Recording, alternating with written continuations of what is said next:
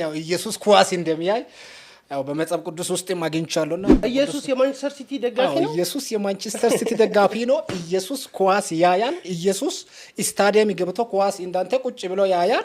ቆይ ይከፍላል? ስታዲየም ሲገባ አይከፍልም። ተጠብቀው ነው የሚገባው። ኳስ ለኢትዮጵያ ክለቦች የኢትዮጵያ የእግር ኳስ ተስፋ ምንድነው? አልነገረህም? እሱ ነግሮኛል። ኢትዮጵያ የዓለም ዋንጫ ትበላለች ብሎኛል።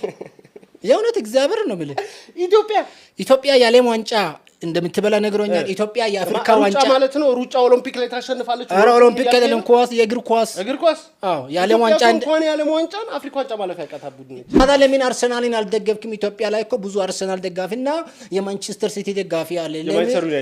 የማንቸስተር ዩናይትድ ደጋፊ አለ።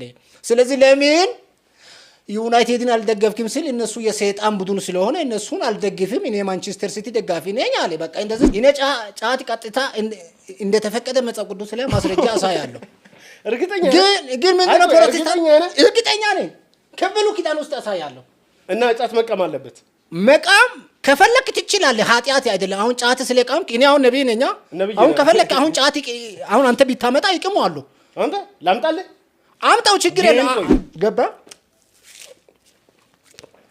ስለዚህ አሁን ይሄን ስለቃምኩ እግዚአብሔር ይሄን ከመንግስተ ሰማይ ያስቀላል እንዴ?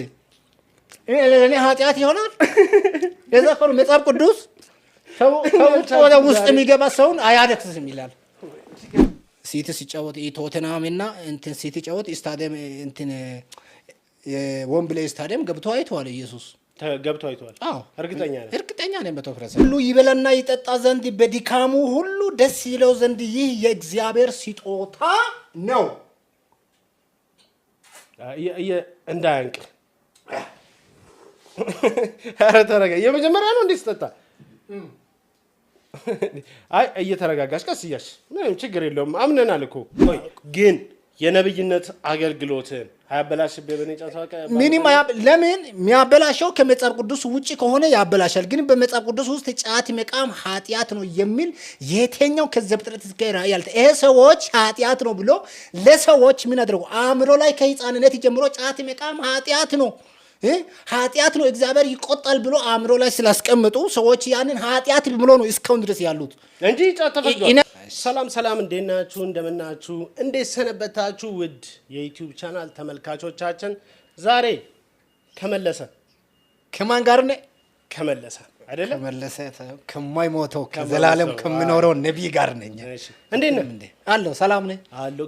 ከስንት ጊዜ በኋላ ተገናኘን? 6 ወር ምናምን አይሆንም? ከዛ በላይ ተጠፋፋ። እንኳን አደረሰን 2018 ለ2018 እንኳን አብሮ አደረሰን። ምን በ2018 ዓመተ ምህረት